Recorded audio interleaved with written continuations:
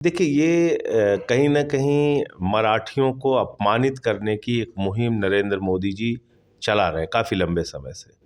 और इसी के कारण महाराष्ट्र से 2 लाख करोड़ की योजना उठा के लेके चले गए।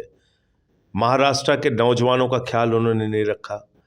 यहाँ कैसे रोजगार मिलेगा इस बात की चिंता नहीं महाराष्ट्र के साथ, वो सौतेली माँ जैसा व्यवहार कर रहे हैं। अब उद्धव ठाकरे जी का हेलीकॉप्टर आप चेक करते हैं, अमित शाह जी का हेलीकॉप्टर क्यों नहीं चेक करते? चुनाव आयोग तो सभी पार्टियों के लिए समान है ना। शिंदे जी का हेलीकॉप्टर क्यों नहीं चेक करते आप देवेंद्र फडणवीस जी का हेलीकॉप्टर क्यों नहीं चेक? मैं तो कह रहा हूं प्रधानमंत्री जी का भी हेलीकॉप्टर चेक होना चाहिए। तो ये सिर्फ और एक अपमानित करने का और मराठियों को एक संदेश देने का एक तरीका है। मैं समझता हूँ कि आपने उद्धव ठाकरे की हेलीकॉप्टर चेक कर लिया और ये संदेश देना चाहते हैं कि देखो मैं इनको कुछ समझता नहीं, और इनकी भले ही ये मुख्यमंत्री रहे हैं, भले ही ये बाला साहब ठाकरे के लड़के हैं या उस परिवार से इनका संबंध है, लेकिन हम इनको कुछ नहीं समझते और हम तो इनकी हेलीकॉप्टर चेक करेंगे, इनकी गाड़ी चेक करेंगे। ये संदेश देने का मकसद था और कुछ नहीं। क्या मिल गया वहाँ हेलीकॉप्टर चेक करके इनको? सिर्फ अपमानित करने का इनका तरीका होता है। मैं भुक्तभोगी हूँ, 6 महीने जेल रह के आया हूँ, हमारी पार्टी के बड़े बड़े नेता केजरीवाल जी सहित सब लोग जेल में रहे, तो मैं बता सकता हूँ इनका ये मकसद होता है, अपमानित करो। सर जिस तरह देखा जाए कि हरियाणा दिल्ली में जिस तरह सरकार आपके साथ में आम आदमी नहीं लड़ी कांग्रेस से, और महाराष्ट्र में लड़े साथ एकजुट हो गए, इस बारे में क्या कह सकते हैं? देखिए हरियाणा में हमारी कोई गलती नहीं थी। हमने अंतिम समय तक कांग्रेस पार्टी से बात किया, राहुल गांधी जी उसके लिए तैयार थे, 4 सीटों पर बातचीत फाइनल हो गई, बाद में उन लोगों ने फ़ोन उठाना बंद कर दिया। तो हम हरियाणा के लिए हम जिम्मेदार नहीं हैं। कांग्रेस पार्टी बड़ा पार्टनर था, उसको लेके हम लोगों को साथ में चलना था, उन्होंने अंतिम समय तक घुमा के रखा, तो इसलिए वहाँ चुनाव। अब देखिए महाराष्ट्र में तो हमें सीटें मिल रही थी, बावजूद इसके हमने फैसला लिया कि महाराष्ट्र के हित में, यहाँ के लोगों के हित में, यहाँ पे नफरत की राजनीति को रोकने के लिए, बीजेपी शिंदे और अजीत पवार की राजनीति को रोकने के लिए 2 पार्टियां यहाँ पे तोड़ी गईं, लोकतंत्र की हत्या की गई, बाबा साहब के संविधान को तार-तार किया गया, उसका बदला लेने का वक्त है। और इसलिए हम महाराष्ट्र की जनता के साथ खड़े हैं। हमने कहा हम चुनाव नहीं लड़ेंगे। केजरीवाल साहब ने फैसला लिया तो एक अच्छा फैसला लिया।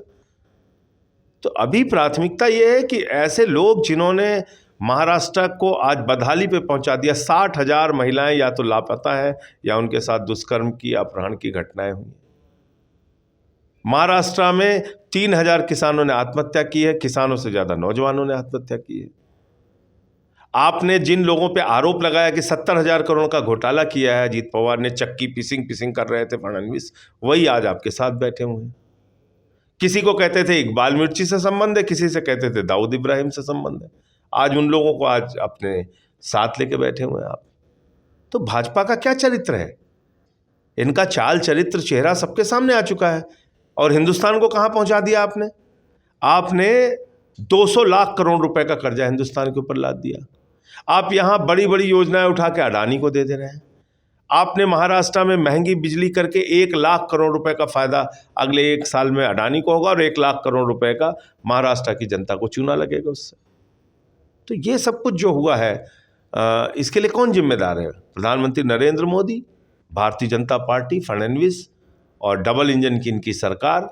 डबल इंजन यहाँ पे कबाड़ा हो चुका है, उसको महाराष्ट्र के लोग बदलेंगे और महाविकास आघाड़ी इस बार यहाँ पे प्रचंड बहुमत से सरकार बनाएगी। सर किस तरह देखना चाहोगे इधर सीएम और मुख्यमंत्री आपकी सरकार को, क्या किसको देखना चाहोगे? देखिए मेरी अपनी व्यक्तिगत राय ये है कि जब महाविकास आघाड़ी को तोड़ा गया, उस वक्त उद्धव ठाकरे जी यहाँ मुख्यमंत्री थे। उन्होंने कोरोना के समय में अच्छा काम किया, उन्होंने महाराष्ट्र को बचाया, मुंबई को बचाया, जो उनसे संभव हो सका उन्होंने बहुत अच्छा काम करके दिखाया। उसके बाद उनकी पार्टी तोड़ दी गई, उनको इस्तीफा देना पड़ा। तो अभी मेरा ये मानना है कि उद्धव ठाकरे जी के नाम पे सहमति बनानी चाहिए महाविकास आघाड़ी को। और इसका दूसरा फायदा ये होगा कि जो मराठी मानुस का एक सेंटिमेंट उनके साथ जुड़ता है, और जो वोट बंटवारे की कहीं ना कहीं बात हो रही है कि मराठी वोट शिंदे के पास भी जाएगा और मनसे के पास भी जाएगा, वो सब रुक जाएगा और उसका एक बड़ा फायदा महाविकास आघाड़ी को होगा।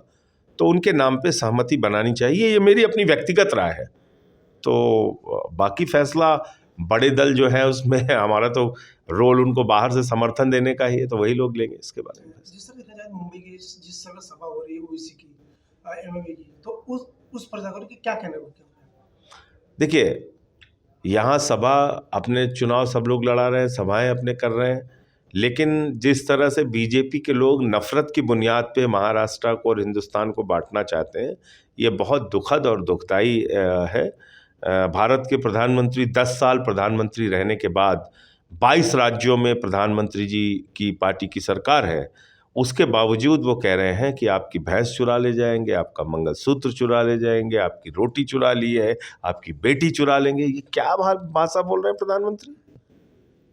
ये बातें प्रधानमंत्री को शोभा देती हैं क्या? अगर आप इतने कायर और कमजोर प्रधानमंत्री हैं, आप घास छील रहे हैं 10 साल से, आप इस्तीफा दे के घर बैठिए। आपको किसने कहा प्रधानमंत्री बनने के लिए? अगर बेटियां सुरक्षित नहीं हैं और आप प्रधानमंत्री होकर ये बात कह रहे हैं, तो आप इस्तीफा दे दीजिए। आपको अपने पद पे बने रहने का अधिकार नहीं है। दूसरा, वो कह रहे हैं एक रहेंगे तो सेफ रहेंगे, तो किसके लिए कह रहे हैं?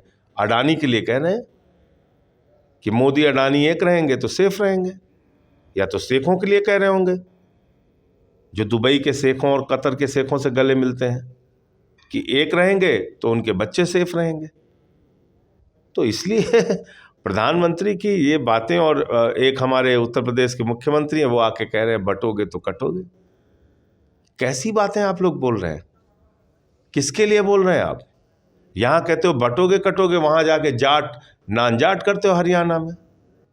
वहाँ कहते हो जाट के खिलाफ सारे लोग